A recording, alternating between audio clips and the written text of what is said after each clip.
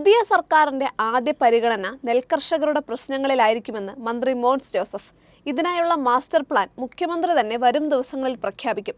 ഇതോടൊപ്പം പൊതുവായ പ്രശ്നങ്ങളിലും കർഷകർക്ക് കരുത്തും കരുതലുമാകുമെന്നും ഇന്നലെ കോട്ടയത്തെ ദീപിക കേന്ദ്ര ഓഫീസിലെത്തിയ മന്ത്രി പറഞ്ഞു.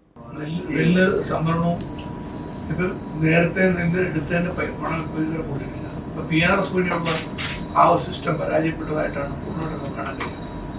ഇപ്പത്തിന് രണ്ട് ബാങ്കിനെ ചുമതലപ്പെടുത്തിയ ബാങ്കുകൾ തന്നെ പിന്നോട്ട് മാറുകയാണ്.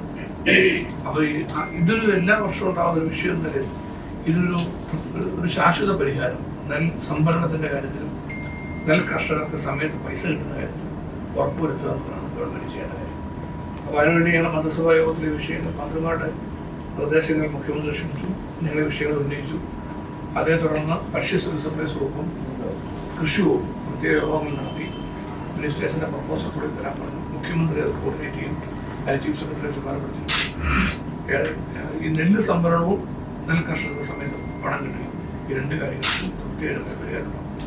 കർഷക ജനതയുടെ ഏറ്റവും വലിയ ഒരു സംരക്ഷകനായിട്ടാണ് ദീപിക എല്ലാ കാലത്തും. അത് മലയോര കർഷകർക്ക് നിരാശ്രയത്തിലേക്ക് പോയി രക്ഷയില്ലാതെ നിൽക്കുന്ന കർഷകരെ കൈത്താങ്ങായി നിന്നുകൊണ്ട് ചേർത്ത് പിടിച്ചത് ദീപികയാണ്. അക്കാര്യത്തിൽ മാധ്യമ ലോകത്ത് ഒന്നാം സ്ഥാനം ദീപികയാണ്. കാരണം ദീപിക എല്ലാ സന്ദർഭങ്ങളിലും അത് പ്രതിസന്ധികൾ ഉണ്ടാകുന്ന സന്ദർഭങ്ങളിലെല്ലാം ശക്തമായി പ്രതികരിക്കാൻ, എഡിറ്റോറിയലിലൂടെ ആയാലും പരമ്പരകളിലൂടെ ആയാലും ശക്തമായി പ്രതികരിക്കാൻ ദീപിക എടുത്തിട്ടുള്ള നിലപാട് ഭരണകൂടങ്ങളുടെ കണ്ണുറപ്പിച്ചിട്ടുള്ളതാണ്. മറ്റു മാധ്യമങ്ങൾ കൂടി ആ കാര്യത്തിൽ മാതൃകയാവുന്ന വിധത്തിൽ ദീപിക ഒരു വലിയ കർഷക സ്നേഹത്തിന്റെ ധർമ്മം ഉയർത്തിപ്പിടിച്ചുകൊണ്ടാണ് എന്ന് നിലകൊള്ളുന്നത്. അതുകൊണ്ട് ആരൊക്കെ കൈവിട്ടാൽ, ഒരു രാഷ്ട്രീയ പാർട്ടികൾ പോലും കൈവിട്ടാൽ ദീപിക കർഷകരെ കൈവിടില്ല എന്നൊരു കാലത്ത് പറയുന്ന സാഹചര്യമുണ്ട്. അപ്പോൾ അത് ദീപികയുടെ ഏറ്റവും വലിയ മുഖമുദ്രയാണ് സംശയം. പിന്നെ ദീപികയിലൂടെ ഞാൻ കണ്ടിട്ടുള്ള ഏറ്റവും വലിയ സഭ്യമായൊരു പത്രം എന്നുള്ളതാണ്.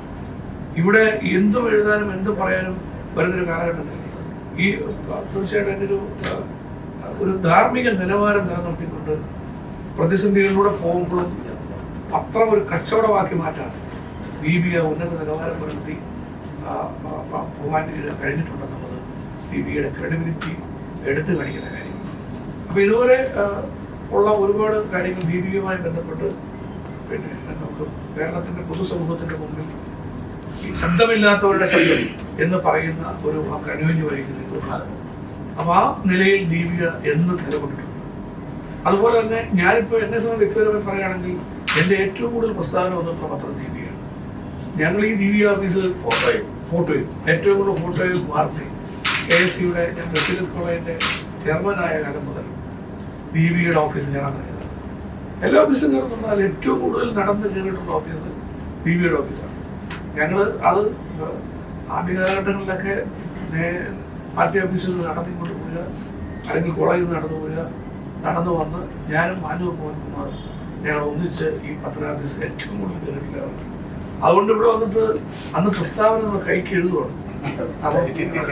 നമ്മൾ വന്നിരുന്നിട്ട് ഒരു മണിക്കൂർ പണി ഇന്ന് പ്രതികരിക്കേണ്ട വിഷയം എന്താണ് എന്ന് തീരുമാനിച്ച് ഞങ്ങൾ ജില്ലാ സെക്രട്ടറിമാരായിരിക്കുമ്പോൾ ഞങ്ങൾ രണ്ട് സംയുക്ത പ്രസ്താവനയായിട്ടും ഒറ്റകളുടെ പ്രസ്താവനകൾ സ്റ്റേറ്റ് പരമായിട്ടും അങ്ങനെ കൊടുക്കുന്നത്. അപ്പം കൈകൊണ്ട് എഴുതി ഇന്നത്തെ എല്ലാ ദിവസവും ഒരു വിഷയത്തെക്കുറിച്ചുള്ള പ്രതികരിച്ചിരിക്കും.